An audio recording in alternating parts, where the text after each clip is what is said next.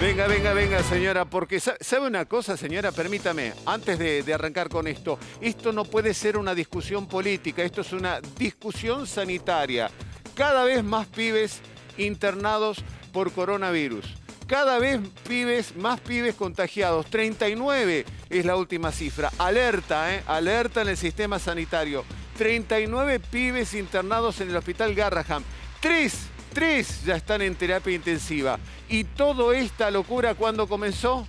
Una semana después de que comenzaran las clases en el gobierno de la Ciudad de Buenos Aires. No es una discusión política, es la realidad. Estamos allí en el Garrahan con el señor Luis Grimaldi. Luis. Buenas tardes, buenos días, querido Esteban Mirol. Y muy preocupante, sí, hay un estado de alarma muy preocupante, como decías vos.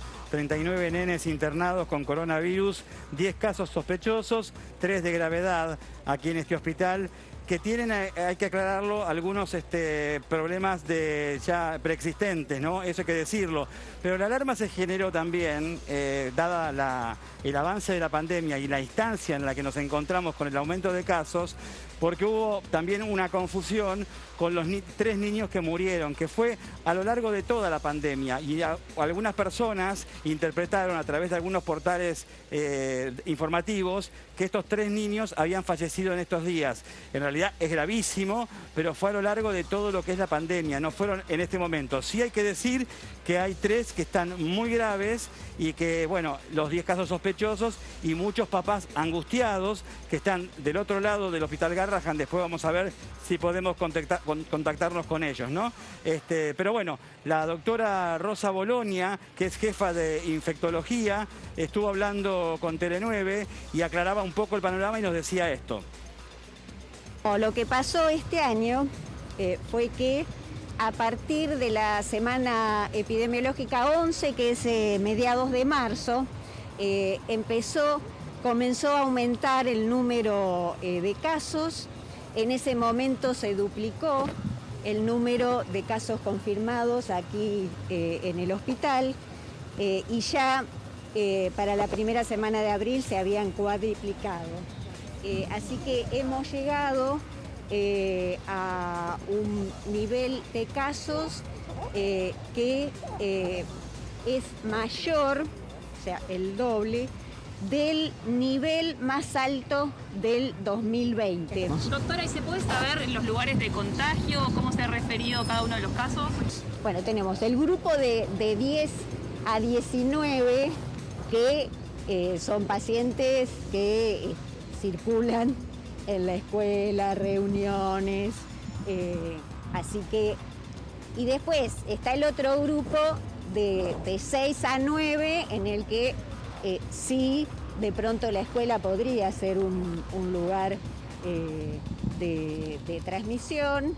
En las unidades de cuidados intensivos, en general nosotros las tenemos realmente casi al 100% ocupados. En este momento es del 80%.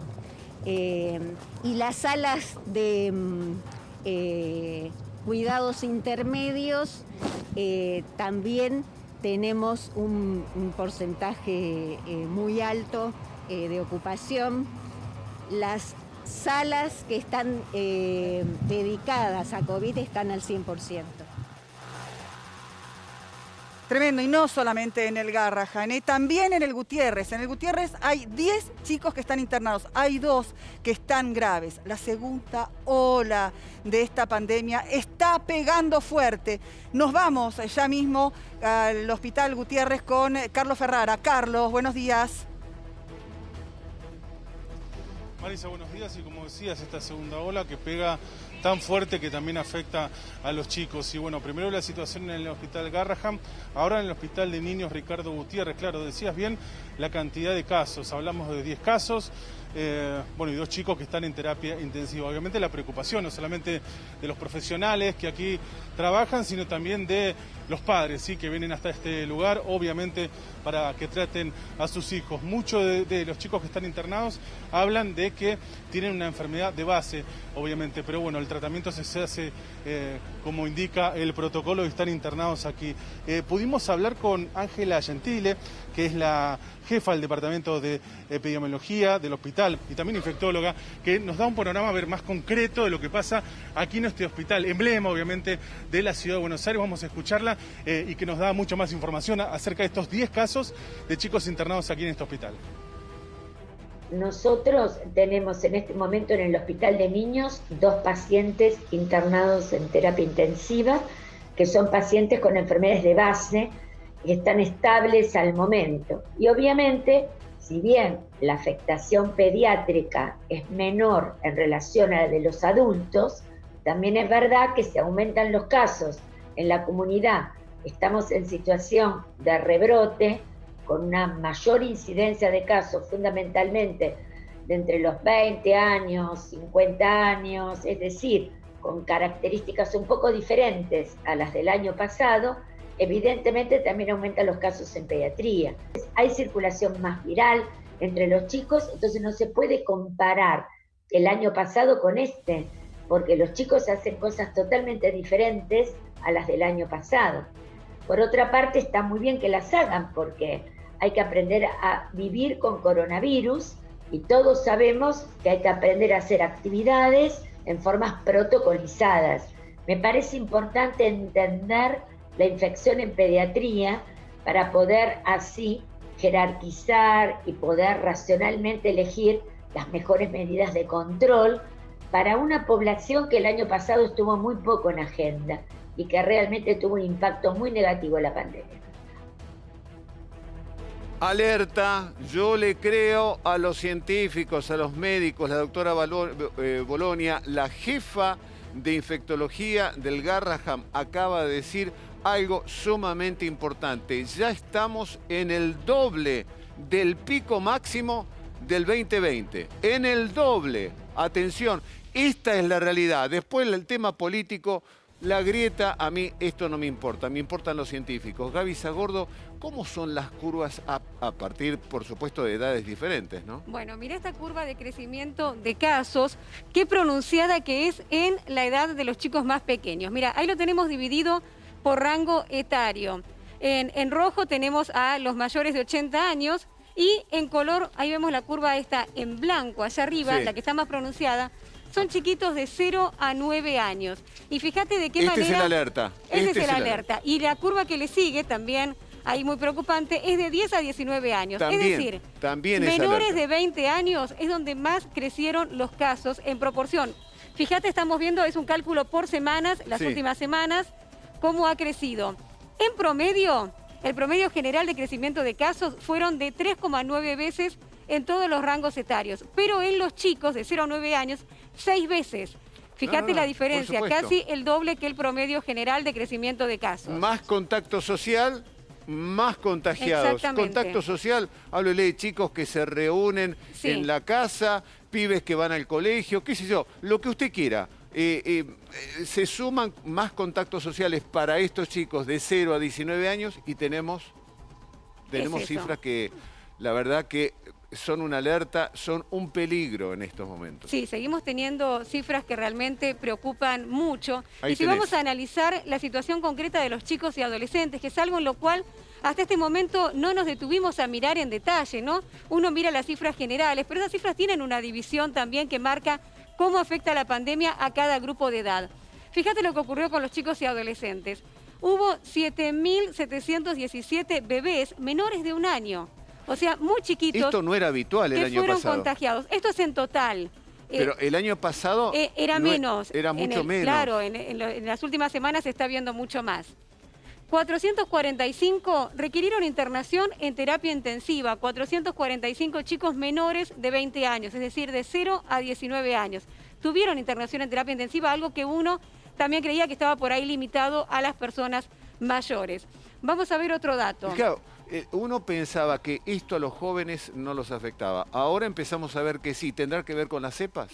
Es probable. Se sabe que también nuevas variantes Manaos, afectan más a las ejemplo. personas jóvenes, pero bueno, son muchos los factores que inciden. 149 de los chiquitos internados requirieron respirador, asistencia respiratoria mecánica, y 169 fallecieron, 169 menores de 20 años. La mayoría de ellos tenían enfermedades de base, ¿no?, que lo hacían que su cuadro fuera más grave. pero son números que también hay que mirar, porque muchas veces pensamos que el coronavirus, la COVID-19 no afecta a los chicos y hay chicos, hay muchos, ahí vimos las cifras que fueron afectados y que siguen siendo afectados. No digo la mayoría, pero muchísimos pibes han salido a la calle sin barbijos, se han reunido, han ido a bailar. Los más chiquitos ahora, a propósito del contacto social que tienen en el colegio, se transmite más rápidamente el virus. A propósito, este es justamente el gran estudio que hay que hacer. ¿Qué está pasando con el virus en el colegio, no? Bueno, se publicó un estudio en la revista Nature, es una revista muy prestigiosa a nivel internacional.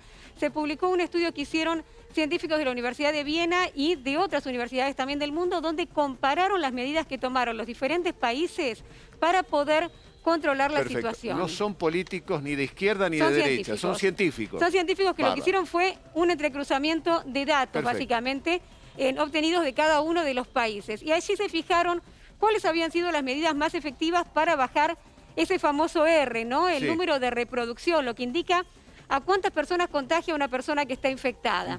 Y vieron que la medida más efectiva fue, en primer lugar, la cancelación de pequeñas reuniones, o lo que uno apunta, ¿no? Las reuniones sociales, Semana Santa, Navidad, grupo familiar, grupo de amigos. El asadito del fin de semana. Esa fue la medida más efectiva porque logró reducir ese R en un 83%. Y en segundo lugar aparece el cierre de instituciones educativas. ¿Me dejás marcarlo? Sí. 73%. 73%. Esto no es chiste. Alguno diría, esto no es joda, estamos hablando de ciencia. Estos son científicos los que dicen esto. Sí. En tercer lugar tenemos las restricciones fronterizas, es decir, los cierres de fronteras. Después vemos también otras medidas se hizo como, rápidamente, ¿no? Claro, el cierre de fronteras, incrementar capacidades de atención médica y de elementos de protección personal, ¿no? Sobre todo el personal médico, 51%, restricción de movimiento individual, 42%, y fíjate que bastante más abajo los lockdown nacionales, es decir, las cuarentenas generales, ¿no? El cerrar todo, 25%. Pero es interesante esos datos que aparecen en primer lugar, ¿no? Que es a lo que estaban apuntando justamente estas últimas medidas, evitar las reuniones sociales, evitar el movimiento de los chicos con el cierre de escuelas, y a nivel internacional están viendo que esas fueron las medidas que resultaron más efectivas para lograr contener ese índice de reproducción. No me la imagino a Angela Merkel que sea tonta, que sea ignorante. Por algo ha tomado decisiones muy fuertes en la sociedad alemana, algunas resistidas, pero nunca se llegó a la justicia, ni siquiera en Brasil. Nadie llegó a la justicia para discutir la presencialidad.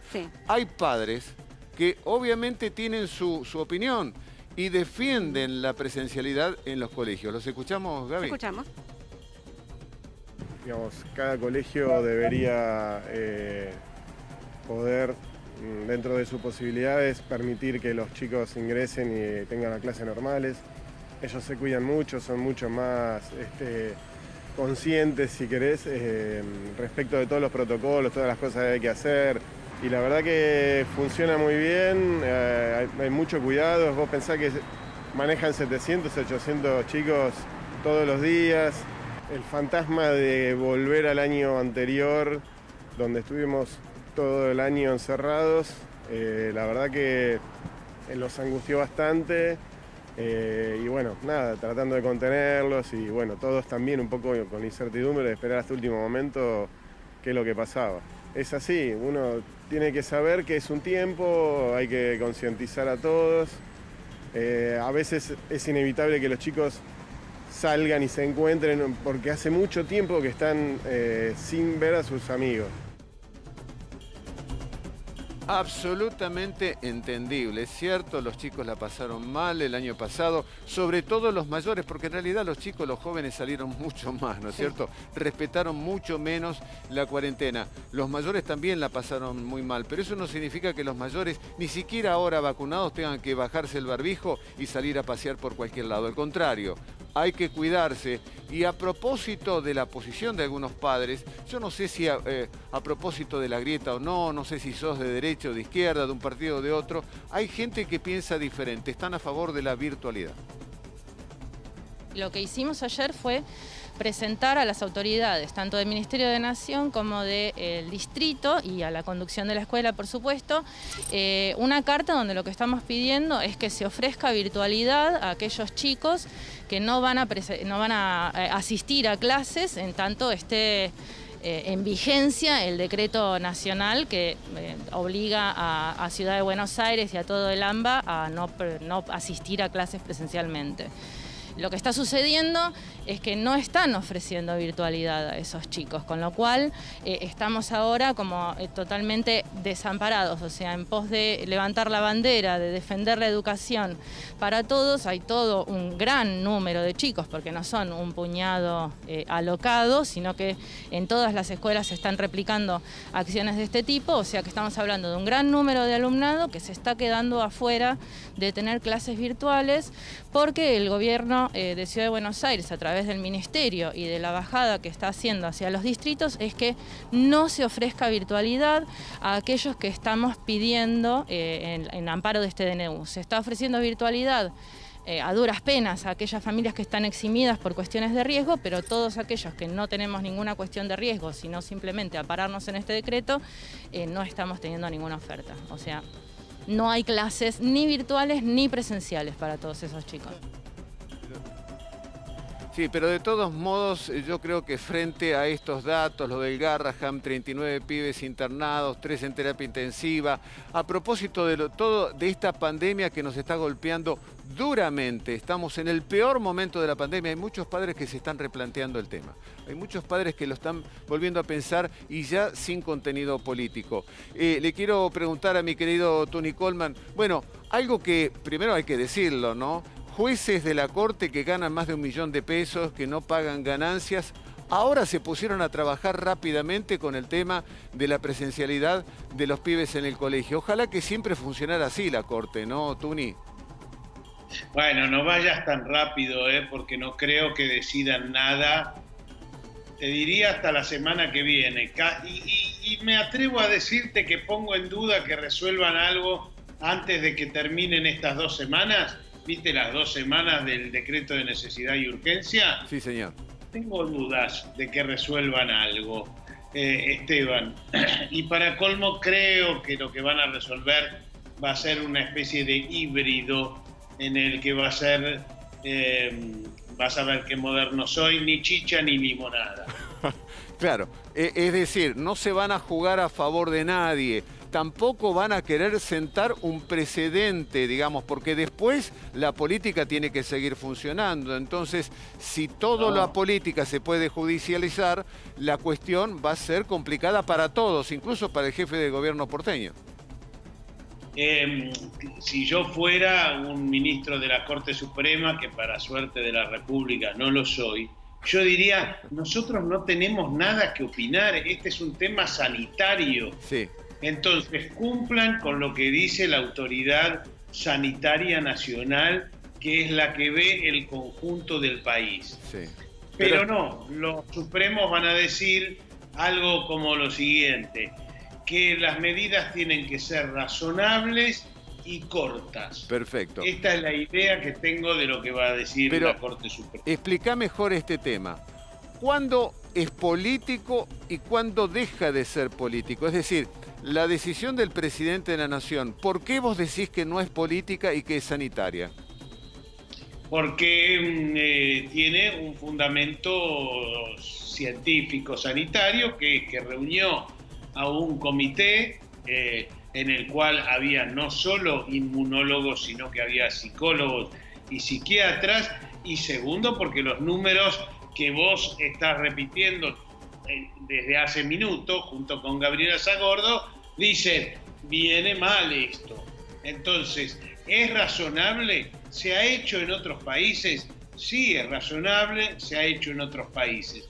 Entonces, ¿y afecta a todo el país lo que está pasando o afecta solo a una provincia? No, afecta a todo un país.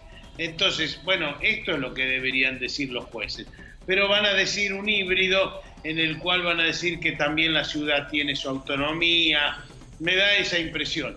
Pero lo más importante es que no van a resolver rápido, Esteban. Lamentablemente, ante una situación dramática como la que tenemos, vos querrías que resuelvan rápido, yo querría que resuelvan rápido, pero no va a ocurrir. Bueno, es lo habitual de la Corte. Gracias, señor Tony Coleman.